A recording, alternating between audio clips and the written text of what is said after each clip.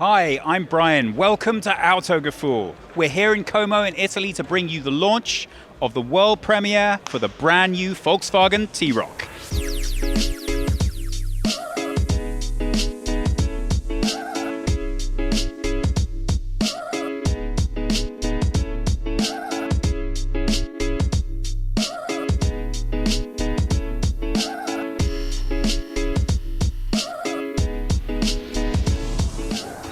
So Thomas can't be with us tonight because he is actually taking an exclusive behind-the-scenes look at the TRoc, which means he's going to be able to bring you all of the dimensions, all of the statistics, all of the options, all, of course, in HD, full screen and full length. But that does mean that he can't be here at the actual world premiere. And sadly for us, because of publication, that also means that his video goes live before ours does. But we have something that he doesn't, and that's all of the experts from Volkswagen that we can ask the questions of that we're dying to know the answers to. So let's take a look at this new car. Well, as you may have guessed, it's a brand new car for the lineup. Volkswagen, of course, redoing their entire line. That's 20 vehicles by 2020. So this is a new departure for them. It's not, however, a new departure for the group. You may be familiar with the already very popular Q2 or Sedan. This is based on the same platform, the very popular MQB platform. So, why have Volkswagen decided they need their own version? Well, I think that's clear. It's very much a growth segment, so much so that they're anticipating, that's part of the fun of a live event, that they're anticipating that by 2020, something like 40% of their total sales will be SUVs. So this is a very significant, important sector. This is currently the smallest SUV in the lineup until 2018. Then, of course, we will have the T-Cross. That's based on the Polo. This slightly larger, based on the Golf, but significantly smaller than the Tiguan. So what do we think of it? Well, let's find out.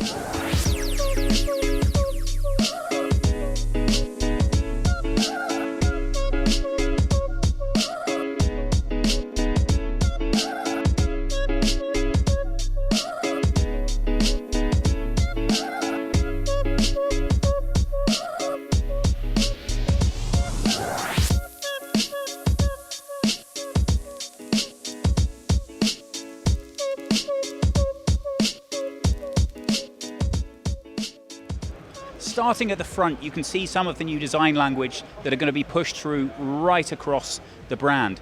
Now, you may be starting to think, well, I know this is a smaller brother to the Tiguan, but it doesn't look quite the same. No, it doesn't, and that's very intentional. If we have a look here at these running lights, the intention is that you ought to be able to recognize the TRoc whether you come across one in the day or the nighttime because of that lighting design. It has a completely unique and distinct face. Maybe that's your taste, maybe it's not. It looks bold and it looks sporty. I think that's really what it needs to convey for the size and class of vehicle that it is. I'm not in love with it at first glance, but I do like the fact that there's a certain honesty to it. They will tell you, of course, that small SUVs can go anywhere on or off-road, really on-road. I quite like the smaller versions because there's a little less pretense about exactly what it is they're capable of delivering should you get them out into the middle of a field. And this bumper demonstrates that quite nicely. The plastic grille looks nice and stylish, but at the end of the day, you wouldn't want to take that too dramatically up and down a field, or you might find it being left. So let's see what the car does when we move slightly higher up to the bonnet. Here we can see how that big bold front isn't made to look too bulky by the way that these headlights wrap into the side. That's nicely done. And this plastic trim feature, again, for sort of the impression that you can take the car off-road, is carried through into the side as well. We have nice crisp lines in the bonnet, emphasizing the style and making the total effect look really dynamic and punchy. That's quite impressive for a small car. Now, clearly it's not going to come as news to you that this is going to be a competitor for the Q2 and the Sedan. Obviously they share the same base. There are lots of other very popular cars in that segment already right now. So it needs to do something a little bit different if it's going to make its own mark and find its own custom base. I think stylistically At first glance, it does manage to do that. I don't know if you'd agree with me or not, but I think there's something a little American about the design from the corner.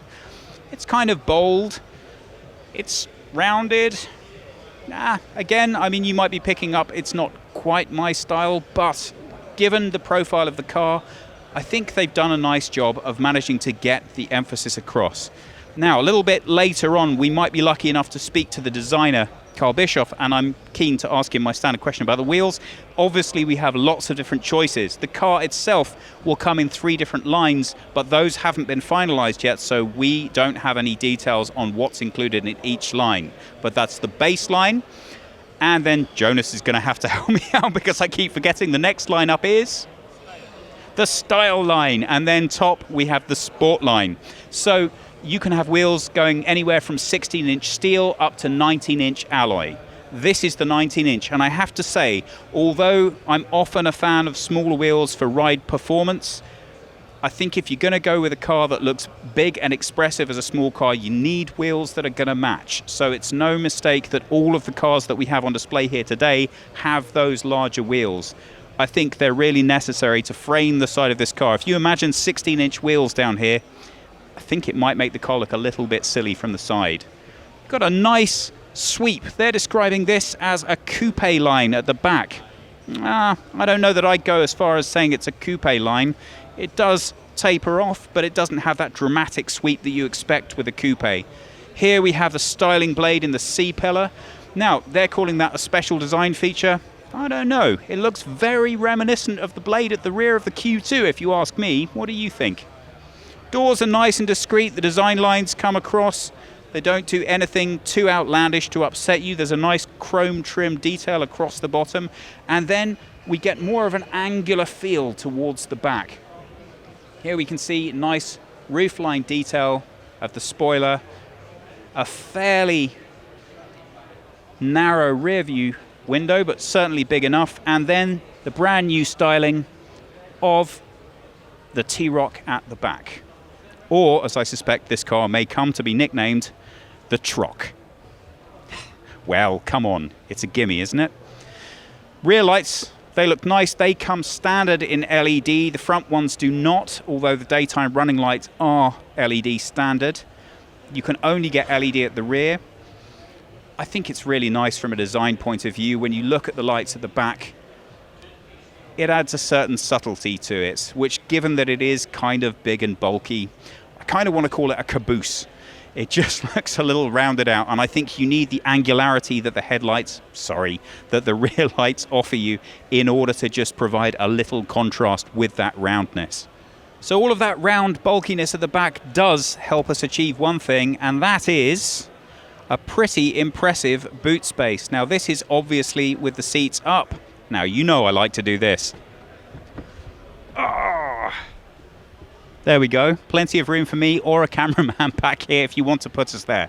Now, we only have the number for with the seats down, but it is an impressive 1,290 litres of load space if you do fold those seats flat. But as you can see, I think with me in it, if you don't want to put the seats down, you still have more than enough space to store whatever you want back here. One of the features that Volkswagen are very keen to push with the T-roc are the individualization options that it offers. And here they've given us a wall just to give you a little taste of how many different color options you can have your car come in. We don't know all of the names yet, but you may recognize this, Tacoma Yellow coming back in for another go. Volkswagen say that they're going to renew their entire model lineup coming up through 2020. So you're going to see a lot more of these colors featured in a lot of other lines as well. I think the idea behind the development is if you don't like the color that it comes in, change it.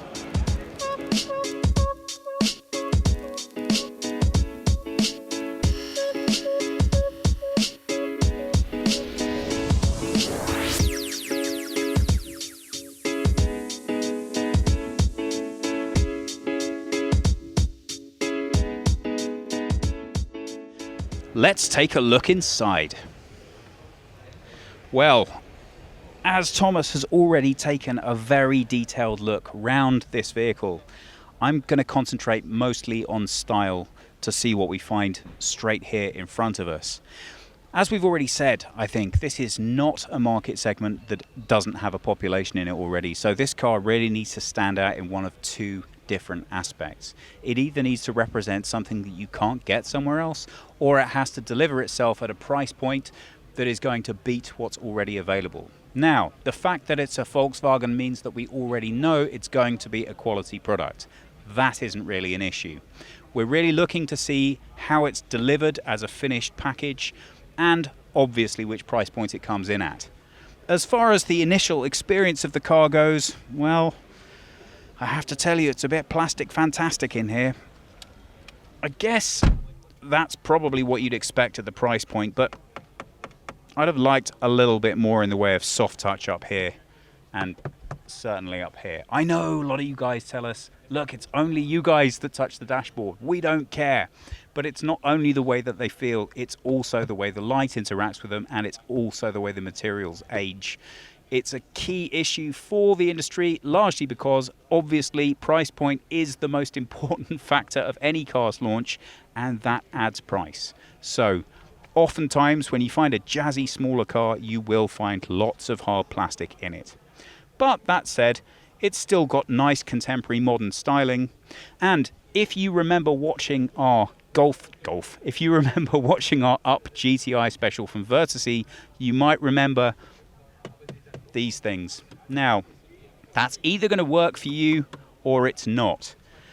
It's not for me, but I think I'm showing my age there.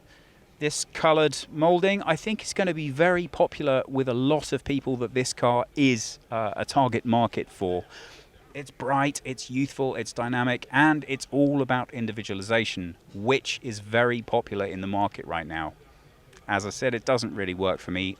I regard a car as a tool, and therefore I want all business all the time. But I get it, I'm old, that's fine. Other than that, the display and the layout is very clean, and it's very nice. It looks almost as if it's been borrowed almost in its entirety from a Golf.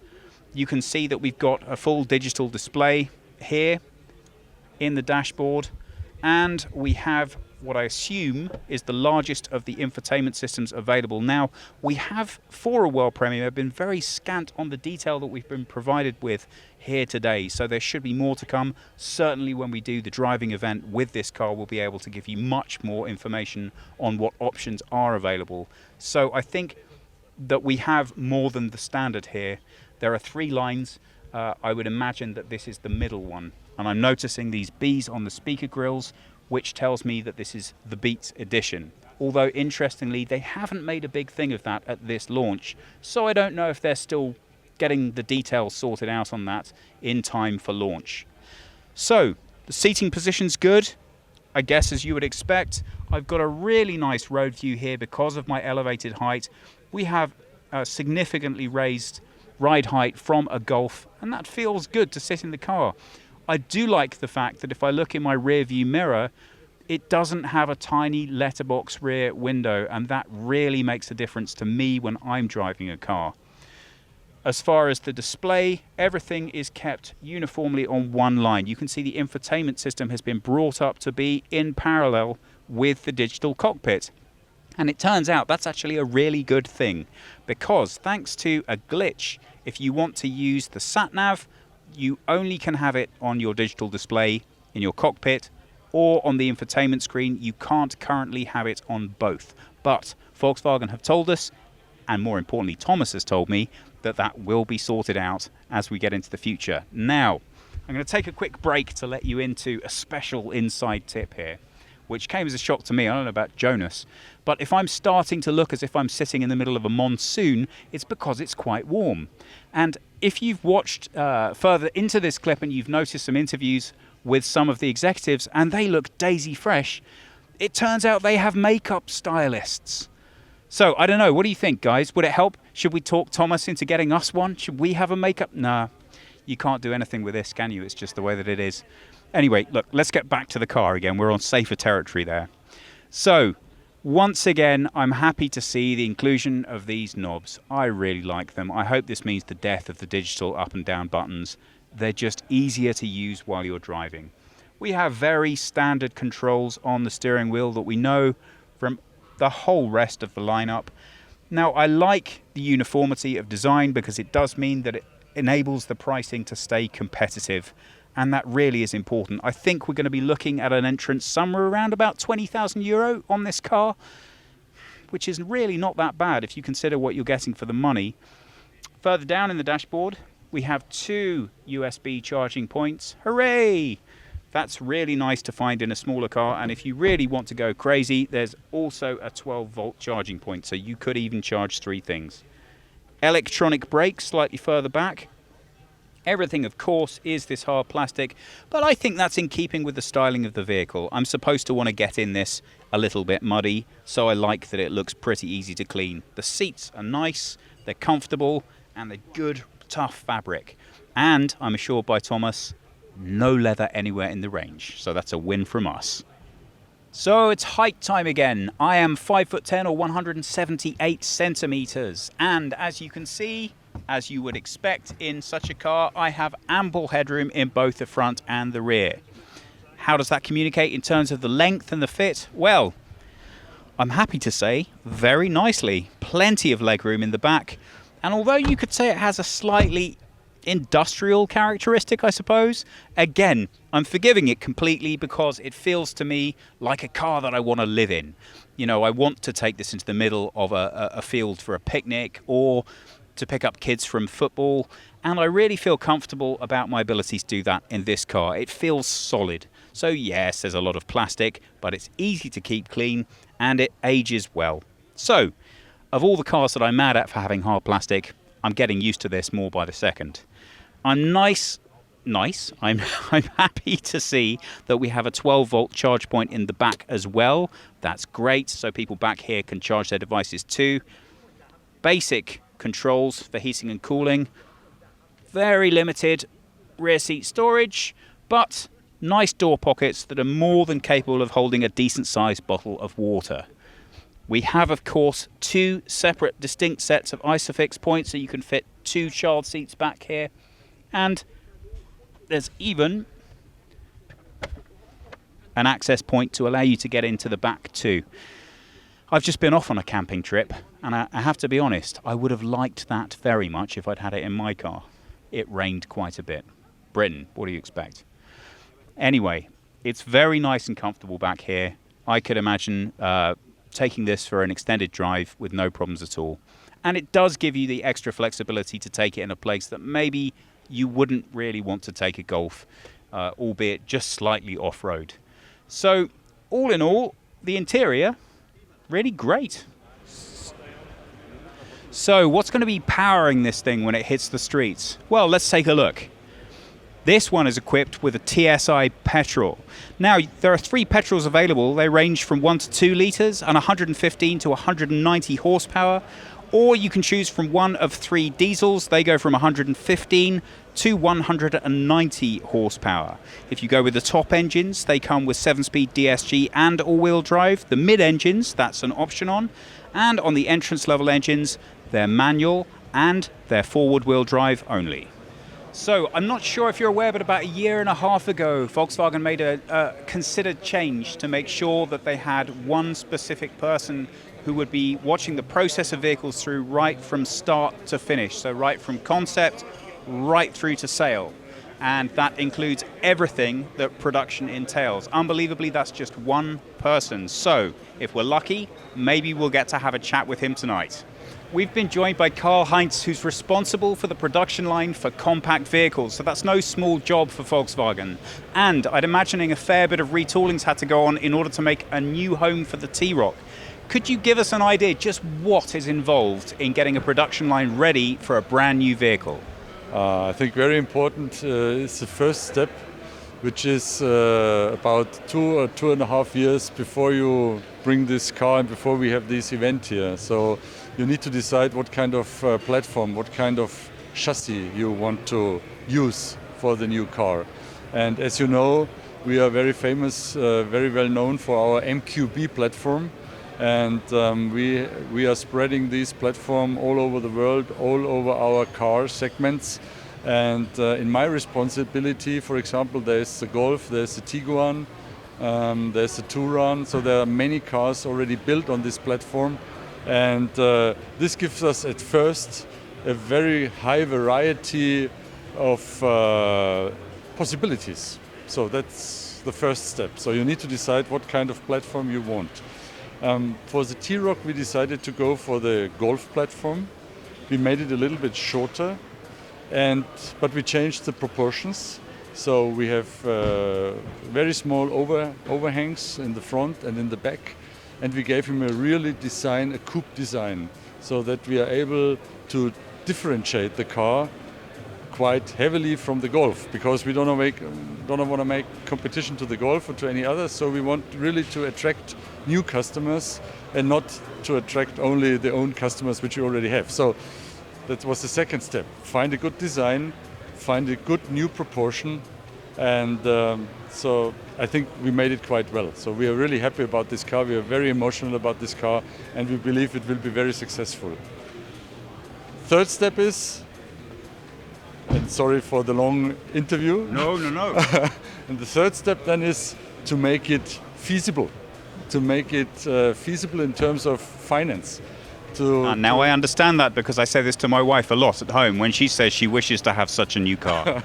Yeah, because it is quite difficult to bring all this technology into this size of a car and to make an attractive price for the customer. And this all together must fit. So this is the fight which we normally have between all our areas and departments, from design, engineering, finance, production. And so we said, let's find a good place where we can implement this car. And we brought the car to Portugal, because Portugal is a very nice, very good place to produce cars. And there's capability and capacity. So we decided to bring the car to Portugal, and what we needed to do is we needed to implement this platform in Portugal. So we had to bring all the suppliers down, we had to install all the body shops, the press shops, and of course also the assembly components to make it happen. We had to build up our supply chain. We had to create and give the jobs to new suppliers. We asked them to come to Portugal or to Spain to help us to build this car. And now we are in the ramp-up period, and so far everything is working well, and everything works together. And you're responsible for all of this? Yes. And why don't you look more stressed? You look happy and relaxed. Yeah, look, if I'm not happy today, then when I'm happy. So I mean, this is one of the great days we have. We have, after 2.5 years, a lot of stress and discussions, and hard discussions sometimes. I think we have a wonderful product, and now you need to be happy. So job is done now? No, my responsibility, or our responsibility, is over lifetime. So now we are already discussing, and we think about what can we do with this car, what is the next step, what kind of new ideas can we bring to this car. We want to have a sustainable car line with the TRoc. It's not a one-time wonder. It's not a car which comes only once and then we leave it again. No, we want to implement good ideas to continuously optimize this car, bring new ideas to the customer, and that's what we're working on. Okay, so what I'm hearing here is, after the amount of work and effort that you've gone to get all this equipment set up and ready for use in Portugal, yeah, people better buy the car, because you're not going to want to send it back anytime soon. No, yeah. Okay, well, thank you. If I was slightly in awe of your job before, I think I'm even more in awe of your job now. Yeah. Thank you for taking the time to talk to us. It's one of the best jobs you can have. Dr. Diess, thank you so much for taking the time to speak to us. So, the TRoc, a brand new entrance into the Volkswagen lineup. What was the thinking? What was the gap that you were hoping that this would fill? These SUVs are growing worldwide. We think that compact SUVs will even outgrow those segments. There's strong demand in all major regions. I think it's also a size of a car which suits very well to our time. It's still compact inside. It seats easily 5 people. And it's, for Volkswagen, as you said, a new segment. So we are very optimistic that we can conquer and gain new customers for the Volkswagen brand. It's also for Volkswagen, especially emotional. Now it comes with very nice color schemes, 4 different roof colors, new colors to be introduced. We have seen the interior, which is also very much to be individualized. It comes with a fully digital user interface. So a very modern car. It brings all the components, technology which you know from the MQB, all the safety systems. It's very agile and compact drive, and I think it has all what we could put into a Volkswagen, and that is why we think it will also bring new customers to our brand. Now, I'm very happy you used that word emotional again. We last had the opportunity to talk to you back at the launch of the Up GTI in Wörthersee. Okay. And since then, we've had the Polo launch, and now with the T-Roc. I'm really sensing fun being added into the line here with the individualizations. Is that a fair thing to say? That is a fair thing to say. I think we all you can't say that Volkswagen is only GTI and those kind of versions. Volkswagen has a very emotional edge. No, we just have been to the United States, experienced a huge followership for the microbus still, no, which is probably one of the most emotional cars still in the world. So Volkswagen is always also emotional. But you are right. No, Arteon. The new Polo GTI, the Up GTI is a very emotional piece. The T-Roc is emotional, so we are becoming a little bit more emotional. Dr. Diess, thank you so much. Always a pleasure to talk to you. And to you. So we're very lucky to have been joined by Klaus Bischoff, who is the head of design for Volkswagen. That means everything. So I think he really is the right person to talk to about what has happened with the design to the T-Roc. Brand new car in the lineup. Very exciting. Please tell us what the thinking was. Yeah, the thinking was to do something unexpected, something totally new, something that is super expressive in every aspect, unconventional. We wanted to come up with a very agile, very rakish, coupe-like SUV that gives Volkswagen a new touch and feel. Well, I think we can all agree it looks pretty stylish. I'm really keen to know, this is obviously a big growth segment right now, and it's likely to remain that way. So there are some key competitors in the market. What is it about the T-Roc that's going to make it stand out? Yeah, I think the most important point is that you do something that is really full of character and that suits the brand. And then you have to do everything right to convince the customer. Best-in-class luggage compartment, digitalization, all boxes ticked, perfect drivetrain, super agile driving. When you experience the car, it is, I would say, the most sporty SUV in its class. Really fun to drive. I drove along with prototypes quite a bit, so for me it's awesome. And stunning looks, awesome drivability, and all this for a reasonable, fair price. And you got a winner. Favorite feature of the car's design?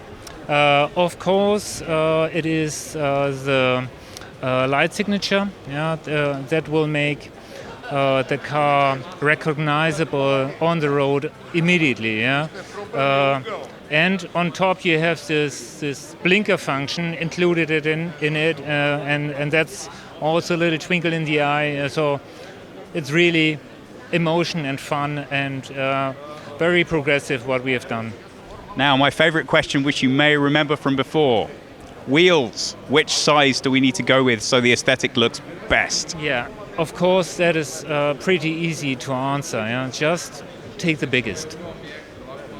Well, we've heard it before, we've heard it again now. Always go with the biggest wheels. So I think in this case that's 19, and that's what we have right here, right? Yep. Well, they're looking pretty good on this model. Thank you so much for taking You're the time welcome. to speak to us. We've been joined by Jürgen Stackmann, who is responsible for marketing and sales for Volkswagen. That's quite some job. He's going to tell us a little bit more about the T-Roc. Jürgen, firstly, I'm really excited to know this is obviously a very popular segment that's experiencing huge amounts of growth. from lots of different manufacturers. What is it about the TRoc that's going to make it stand out? I think the first and probably far most important feature of the car is the car itself. It has a very unique character. It's a character of car which has basically cries out for confidence. It's a very, very confident looking car. It's very differentiated. It has a B-color look. It has a very strong facial design. It's very compact, so it's basically a much more compact sort of younger brother than the Tiguan, which is already very successful in the full-blown segment. So the size of the car, the character of the car, I think is the most important feature of the car. And obviously, it will contain all of the features that SUV lovers like about the SUVs. It has all-terrain capability, 4Motion drive, highly modern and high-tech features on the inside, high connectivity, basically most modern engine technology that we can offer. So everything that people love about Volkswagen actually wrapped into something which is surprisingly new, different, I think, to the market. It doesn't really have a direct competitor, and actually, obviously, in addition to our portfolio, which is a real surprise to many who see it. So, confident, compact and stylish. I would say there's a great formula. My next question is going to be, who is the car targeted at? I think it's probably a matching personality. Somebody who's confident, who actually wants to be noticed as a differentiated personality, actually in the car market, who's not up for great style, great sort of space. Actually, he wants a compact car, a nippy car, very sporty car. Yet with everything that all-terrain SUVs actually can deliver to you as a personality, a person who wants to be connected with high-tech features on the inside, very stylish. So I wouldn't say it's not actually differentiated by age. We will see all age population actually in this car, but it's a strong personality connected to today's world, who really is an outgoing personality, and that's actually the TRoc woman or the TRoc man. Nice. Well, we've heard a lot of talk about the growing success of the SUV market, and in particular how that plays into Volkswagen's plans for the future. But that has to come at the cost for market share for some of the other more traditional models. Where do you see that market expansion coming from? Well, basically, there's one observation we make around the world. Basically, it actually is slightly differentiated from region to region. So in China, you will see and notice a drop of sedan segments. Currently, actually, they're not dropping in volume because the total market growth is so tremendous. But in relative terms, the sedans in China will actually slightly go down sort of in relation to the SUVs. North America, the same. Sedan segments will shrink, actually, at the expense of SUVs. In Europe, we'll probably see over time a reduction in the traditional European hatch, which we all love. Actually, that's probably going down, actually, the expense of CUVs and SUVs. So it's different by region. I think it's not going to be sort of a very fast shift, actually, that we see. But actually, SUVs are taking from all segments. So a bit of MQB, a bit of hatch, a bit of sedan, and actually it's going to be a differentiated view by region. So Americans will perceive this sort of shift different from European car owners, but quite clearly, SUVs are a world phenomenon. People like to be sitting high, having actually space around you, very functional cars, expressive designs, car actually with modern technology, high connectivity, and that's why actually it's just everybody's car. Everybody wants that. So am I right in thinking overall, globally, we're looking at around about 40% projected ownership of SUVs? It's probably a correct number. I think it's currently we're moving from, say, low 30s, which actually is a stunning development over a very short period of time. So 40% actually as a sort of a total global car sales mix by 22, 23. I think it's quite a realistic number. Quite scary when you look at it. But actually, I think it's really striking chords in every region. So even in those markets where you have only very small cars, very cheap cars, people are looking for smaller, cheap SUVs and crossovers. So it's a global phenomenon. Actually, it's an invention that actually sits extremely well with the car buying population. So watch out. If you're not driving an SUV today, you may well soon if this man has anything to do with it. Thank you so much for joining us. Thanks for joining us. Thank you very much. So what do we think about the TRoc? Well, at the end of the day, it is all about individualization, and it's not the first car that we've heard that word associated with. If you have a look here, this is a wall that gives you some of the idea of the different color palettes you can choose from. I think these are the roof, these are the exterior, and here are the seat linings. They really want to make sure that you feel you can make this car your own. And again, I think I'm probably showing my age. a little bit in as much as I don't really care about that. I want to concentrate on the car itself. But it's difficult giving you that information until we actually get the chance to drive it for ourselves. So, beyond that, well, I think it's an obvious extension for Volkswagen to have gone for. After all, there is already the Q2, there is already the Ateca. They have to make the most of these modular systems in order to make them cost effective. And this is only the next logical addition to the lineup. So, what do we think of how they've got on with it? I think it's nice. It's snappy, it's bold, it's different. It certainly doesn't look like a Golf which you put a pump into and blew up, which I think would have been my concern pre-launch, that what we'd be looking at would just be an awful lot like an overblown Golf. It definitely does have its own style. There has been a significant amount of effort paid to making sure that the features of this car suit the people that it's designed for. So the utility of it, the features of it, the space that it provides, I think it's going to sell an awful lot. It isn't my car, but I think you guys already knew that.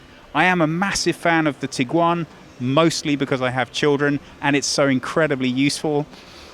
This, it feels to me a little bit like I would rather have a Golf if I wanted something this size, or a Tiguan if I wanted something that bit bigger.